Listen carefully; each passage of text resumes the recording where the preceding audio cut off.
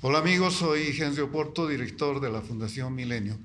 En esta ocasión conversaremos con Jaime Villalobos, que es uno de los autores del libro El capital constructivo, la inversión extranjera en Bolivia. Jaime Villalobos es un reconocido experto en política minera, ha sido ministro del sector, también ha desempeñado otros altos cargos en el Estado. Él es geólogo, consultor internacional y asesora a proyectos de inversión en minería. Jaime, muchas gracias por venir a este podcast, ¿no? Un gusto conversar contigo. Un gusto para mí, Henry. Estoy a tus órdenes. En el capítulo que tú has trabajado dentro del libro El Capital Constructivo, has examinado con profundidad la trayectoria de la inversión en la minería, sobre todo en las últimas décadas. De esa experiencia que has examinado, si podrías destacar tres aspectos que consideres positivos como una aportación constructiva de la inversión extranjera a la minería boliviana, ¿qué podrías destacar? Bueno, la inversión extranjera de capital constructivo, porque no toda la inversión extranjera directa es constructiva, pero voy a referirme a aquella que es de capital constructivo. Reúne algunos conceptos y cualidades muy importantes. La primera, que está acorde con el siglo XXI, es la innovación tecnológica. La segunda es una minería sostenible y la tercera es la responsabilidad social empresarial. Voy a referirme muy brevemente a lo que he dicho. El tema de la innovación tecnológica es algo realmente importante en la minería porque actualmente en este siglo los yacimientos minerales están cada vez más profundos, son de menor ley, más complicados, tienen desafíos medioambientales y es ahí donde la innovación tecnológica juega un papel muy importante. Y realmente la innovación tecnológica tiene un efecto que es el de generar valor. Por ejemplo, en el tema de San Cristóbal, que es uno de los casos que he descrito, el yacimiento de San Cristóbal es un yacimiento de muy baja ley, de muy bajo contenido, de plomo, zinc y plata. Si no hubiera sido por la tecnología de explotación a rajo abierto, masiva, y por los flow sheets o sistemas de flotación para un mineral muy difícil que fueron exitosamente desarrollados, ese yacimiento en este momento no sería un recurso, no hubiera generado varios cientos de miles de dólares, que sería simplemente una roca más. El otro tema es, bueno, y la innovación tecnológica lo que tiene es de generar, ampliar la base de reservas económicas de un país, porque las hace viables económicamente y también ambientalmente. El otro rasgo importante de una inversión buena es la minería sostenible, que conjuga, por una parte, la generación de valor, valor para el gobierno, en cuanto a impuestos, valor para los trabajadores, para las comunidades, etcétera, con la inclusión social, con el incluir a las comunidades, inclusión de género, protección de los grupos menos favorecidos y la preservación del medio ambiente. Esas tres cosas, generación de valor, inclusión social eh, y preservación del medio ambiente, son vitales para la nueva minería. Y el último rasgo de una minería constructiva es la responsabilidad social de la empresa, que es el compromiso permanente de las empresas para el bienestar de sus trabajadores, de sus familias y de la comunidad circundante. Decías antes, Jaime, que no toda inversión es constructiva. ¿Cuál sería aquella inversión no constructiva? Aquella que no cumple con estos preceptos que acabo de mencionar, y existen ejemplos de inversiones, por ejemplo, en los ríos amazónicos, en la parte superior de nuestra cuenca amazónica tan frágil, existen inversiones extranjeras, ¿no?, de origen chino, de origen colombiano y otros, que están explotando y depredando muchos yacimientos auríferos, pero sobre todo están depredando el medio ambiente al generar contaminación y afectando fuertemente a una cuenca que es de por sí frágil como es el Amazonas, afectando a la población, a la fauna, a la flora, contaminando los ríos, una contaminación muy grande de mercurio. Eso no puede calificarse como inversión Y extranjera las constructiva. explotaciones de las cooperativas mineras ¿Entrarían en la categoría también de una inversión constructiva o más bien en una inversión o del capital corrosivo? Lamentablemente, en la forma como se está desarrollando la explotación minera de las cooperativas, no contribuyen realmente a un desarrollo sostenible del país. Las cooperativas mineras realizan trabajos sin ninguna orientación técnica, ni tampoco orientación social ni económica verdadera. En realidad están depredando el recurso humano, están depredando el medio ambiente y están depredando también los propios recursos minerales que explotan. Eso es por una falta de políticas de apoyo y de fortalecimiento a las cooperativas, que por sí no significa que por ser cooperativas implícitamente significa un trabajo destructivo. Lo que falta es un apoyo, una organización y una política integral para las cooperativas mineras, que yo creo que fundamentalmente implica el otorgarles a las cooperativas mineras las mismas obligaciones y derechos que cualquier operador minero, tanto ambientales como técnicas como sociales, pero sí dotarlas de una fuerte asistencia técnica en todos los campos de la actividad minera. Volviendo a la inversión extranjera, en tu trabajo has desarrollado una indagación en profundidad sobre dos casos concretos, el de Minera San Cristóbal, que es la mina más grande que tiene el país desde hace varios años, y la explotación minera en Santa Cruz de la empresa minera Paititi, EMIPA. Del análisis que has hecho de estos dos casos, y teniendo como referencia este concepto del capital constructivo, tus conclusiones te llevan a pensar que estas dos inversiones, estos dos emprendimientos con participación del capital extranjero, cumplen con los parámetros, con los patrones de lo que se espera sean inversiones mineras responsables que contribuyen positivamente al país? Yo creo que sí. Y bueno, hemos elegido esos dos ejemplos, uno en el occidente de Bolivia, el yacimiento y la operación más grande de Bolivia, con otro mucho más pequeño, pero que está en el Precámbrico, en el oriente de Bolivia. Ambas, salvando las diferencias de magnitud, de escala, etcétera, creo yo que cumplen con esos preceptos de generación de valor, de innovación tecnológica y de minería sustentable, además de una responsabilidad social de la empresa para con sus trabajadores y con sus comunidades ligadas a ellas. ¿Tú dirías que también los servicios que les proveen a sus trabajadores, por ejemplo, en materia de salud, de educación, tienen un buen nivel? ¿Son aceptables? De hecho, el servicio de salud y protección social que la empresa San Bartolomé brinda a sus trabajadores es probablemente uno de los mejores de Bolivia, en todos los niveles de prestación, en salud preventiva, en salud curativa, y en el caso de la pandemia, por ejemplo, sus resultados han mostrado perdón la redundancia, por encima de los niveles del país. En el caso de la mina de MIPA, don Mario, también ha habido ese servicio, obviamente no en la magnitud de San Cristóbal.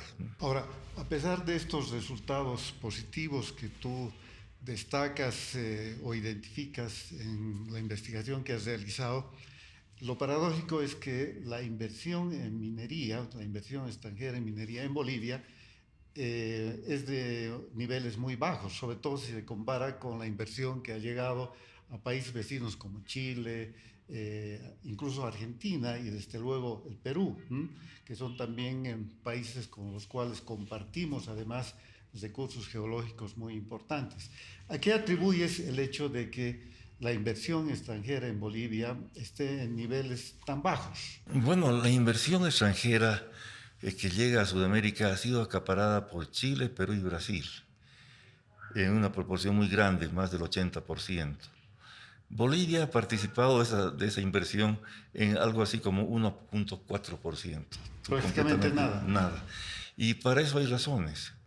De hecho, para que haya una inversión atractiva en un país, tienen que haber ciertas condiciones. Una de ellas es que el país obviamente tenga un potencial mineralógico importante, interesante, atractivo. Esa condición sí la cumple Bolivia. Su territorio es un territorio con importantes oportunidades mineras, etcétera, pero otras condiciones como la de seguridad jurídica, la vigencia de un Estado de Derecho, un sistema impositivo competitivo, la disponibilidad de recursos humanos calificados, son falencias enormes que Bolivia tiene y que desincentivan y neutralizan ese atractivo potencial geológico del territorio. Es decir, que tenemos un potencial minero atractivo, pero las condiciones políticas e institucionales del país hacen de que en general el ambiente sea poco atractivo para las inversiones. De hecho, sí. No ha sido siempre así, pero ya llevamos cerca de 14 o 15 años con una situación que deviene de falta de seguridad jurídica, de un código de minería o ley de minería que no ha sido diseñado con conocimiento de las características de lo que es la actividad minera. Por ejemplo, ha anulado una institución que se aplicaba desde hace más de 100 años en la minería boliviana y que se aplica en Chile y Perú, países exitosos en el sector minero, que es la concesión minera, con un derecho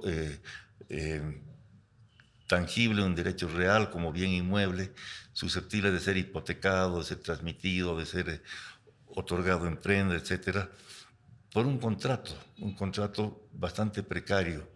La minería es una actividad de enorme multiplicidad de factores y riesgos y de gran inversión que requiere tener una seguridad jurídica que este sistema actual no otorga. Probablemente eso ha sido uno de los principales obstáculos para que esto no marche, pero no es el único. El otro aspecto es el de la vigencia de un Estado de Derecho, es decir, donde haya una justicia confiable, donde hayan instituciones transparentes del Estado, donde haya también responsabilidad y rendición de cuentas tanto de las empresas privadas como de las estatales, como de las propias instituciones del gobierno, que no existen. Por otro lado, las pocas empresas formales que operan en Bolivia están sujetas a un sistema impositivo que es absolutamente incompetitivo con países a nuestro entorno como Perú, como Chile, y ese sistema, añadido a la falta de seguridad jurídica, a la falta de un Estado de Derecho, hacen que este país no sea atractivo para inversiones. El resultado de eso es muy preocupante porque tenemos muy pocas empresas mineras formales que, si bien estas empresas tienen una gran productividad, participan con más del 70% del quantum de la producción minera, son pocas, se han limitado a trabajar sus propias áreas de concesión, pero no a nuevos proyectos, y muchas de sus minas están cercanas a su etapa de cierre. Entonces hay el riesgo de que estas empresas no continúen, se salgan del país y quedemos con una minería básicamente informal, representada por el sistema cooperativo, poco apoyado técnicamente y por el Estado boliviano. Precisamente en los últimos meses, Jaime, se ha observado que hay un movimiento de capitales dentro de la minería privada. Recientemente se ha conocido, por ejemplo, de la venta de las minas de la empresa Chinchihuayra, perteneciente al conglomerado internacional Glencore, ¿no? A la multinacional Glencore. Se ha producido una transferencia a otra compañía, entiendo que de capitales canadienses y chinos. También se menciona con insistencia que la propia mina San Cristóbal está en venta y probablemente pase a otras manos, se vaya la empresa Sumitomo, que es la propietaria de esta mina. Y podría mencionar también otros casos, ¿no?, que muestran de que hay transacciones, hay compra y venta de minas que se están produciendo en los últimos meses. Estas son buenas noticias para el país. ¿En qué medida podríamos estar a las puertas quizás de una nueva corriente de inversiones a pesar de esas condiciones adversas que decías antes? Bueno, el motivo de vender una mina por una empresa minera transnacional son varios motivos. de política, pero uno de ellos es que muchas empresas, cuando ven acercarse la etapa de cierre de la mina, prefieren venderla. Entonces se liberan de esa responsabilidad del cierre de una mina, que implica una serie de temas como la remediación ambiental y social, la restauración de áreas, etc. Lo que quiero decir es que cuando me hablas de empresas que están comprando, estamos hablando de las mismas minas. Y son minas que están cerca a su agotamiento, a su fin, ¿no? Pero no estamos hablando de nuevos proyectos. Y en Bolivia lo que debería haber es la generación de nuevos proyectos que reemplacen a las minas que se van agotando. Y esa es la parte preocupante. Probablemente hay algunas compañías que están vendiendo sus minas, hay otras compañías que están calculando el flujo de caja positivo que puede dar por un tiempo esas minas. Lo que es preocupante para nuestro país es la falta de nuevos proyectos formales en minería. Y pensando justamente en nuevos proyectos mineros, tú has sido ministro del sector, y hipotéticamente hablando, si volvieras a ser ministro de minería en estos tiempos, es una hipótesis, por supuesto, que probablemente no tiene mucho asidero, mucho sustento en la realidad, pero nos sirve para formularte la pregunta. ¿Qué medidas consideras que se deberían tomar en el país justamente para mejorar el ambiente de negocios, el ambiente de inversiones? ¿Qué habría que hacer con prioridad para que Bolivia pueda ser un país más atractivo en inversión en minería? Son medidas que tienen que ver con el sentido común y con lo que hemos conversado hasta este momento.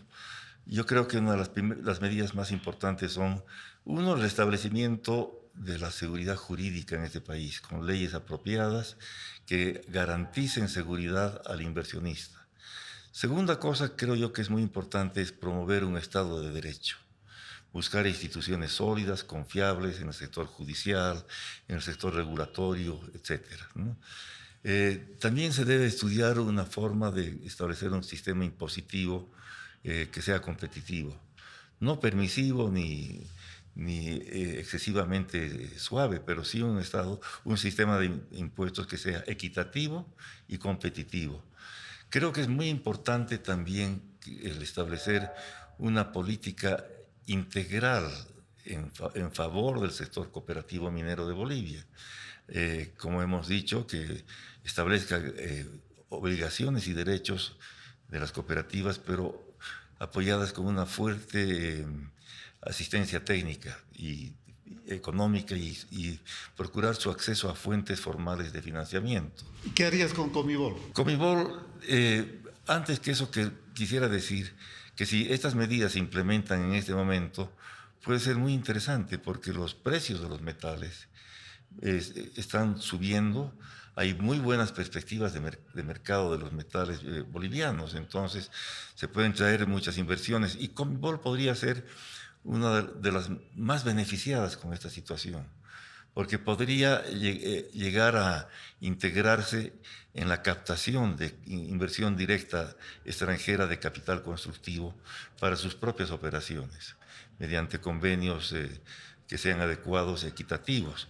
Pero para eso es necesario, primero, una decisión política que signifique el hacer de Comibol una verdadera empresa minera, con todas las características que tenga. Y beneficiando a Comibol y a las otras empresas, otro aspecto muy importante es el de la libertad económica. La minería es complicada, los financiamientos de la minería son diferentes en la fase de exploración, en la fase de implementación, la explotación, y lo que necesita una operación minera es gozar de una mínima libertad económica para poder moverse. Entonces, otra medida sería esa. ¿Y en formación de recursos humanos? La formación de recursos humanos es muy importante y Bolivia los ha perdido. Hubo una época en que sí los tuvo. Lamentablemente, muchos de los recursos humanos se perdieron con la crisis de la minería del año 86. Pero para restablecer esos recursos humanos, creo yo que hay algunas medidas importantes. Por ejemplo, la creación de una Escuela Nacional de Minería, orientada a formar a niveles técnicos, medios, técnicos entrenados en buenas prácticas en minería. Eso es muy importante, fomentar que las universidades generen carreras relacionadas con la minería, que suscriban convenios con otras universidades del exterior y beneficiándose de información académica y técnica. Creo que es muy importante también el fortalecer a un servicio geológico de Bolivia que genere información geológica de buena calidad, pero disponible para todo el público, y fomentar que ese servicio haga convenios con instituciones extranjeras, académicas, geológicas, para beneficiarse de una transferencia tecnológica. ¿Y esta capacitación también tendría que llegar al sector cooperativista? Desde luego que sí. Me parece a mí que debería comenzar fuertemente en ese sector. Creo que una escuela de minería orientada al sector cooperativista es una de las necesidades imperiosas en Bolivia. Jaime, a pesar de este panorama... Finalmente, una cosa más quisiera decir, que creo que vale la pena mencionarla, es la exploración. Bolivia necesita incentivar la exploración minera en todo su territorio. Hay oportunidades importantes y para eso requiere precisamente captar inversiones. La exploración es de uso intensivo de capital y de tecnología. Y Bolivia requiere en este momento captar eso del exterior. Considerando esta necesidad prioritaria y el panorama complejo que nos has descrito, ¿eres tú optimista sobre el futuro de la minería y particularmente sobre la posibilidad de captar inversiones si es que se modificaran las condiciones actuales? Absolutamente. Como geólogo, tengo la percepción de que el territorio boliviano es muy interesante y ha sido mantenido un poco en el refrigerador para inversiones en exploración. El sector occidental de Bolivia es prolífico en una serie de metales, es lo que denominamos la provincia polimetálica de los Andes bolivianos. Participa de provincias metalíferas, metalogenéticas que vienen de Argentina, Chile y continúan en el Perú. Hay muchas posibilidades de encontrar otros San Cristóbales, encontrar nuevos yacimientos. Hay varios yacimientos que se sospecha o se conoce que son importantes, pero que están parcelados entre cooperativas, la Comibol. Bolivia podría desarrollar esas minas y cada una de esas tendría un efecto importantísimo en la reactivación económica de la región. Y también en el oriente boliviano. Y en el oriente boliviano, Bolivia tiene más o menos unos 200.000 kilómetros cuadrados de afloramientos del escudo precámbrico boliviano, con yacimientos similares a los que existen actualmente en producción en Canadá, en Sudáfrica, en Brasil, y con algunos prospectos interesantes para algunos metales no tradicionales que a raíz de la revolución tecnológica, energética e incluso de la guerra que el mundo está expectando actualmente, se han vuelto altamente estratégicos y con precios muy atractivos. ¿Por ejemplo?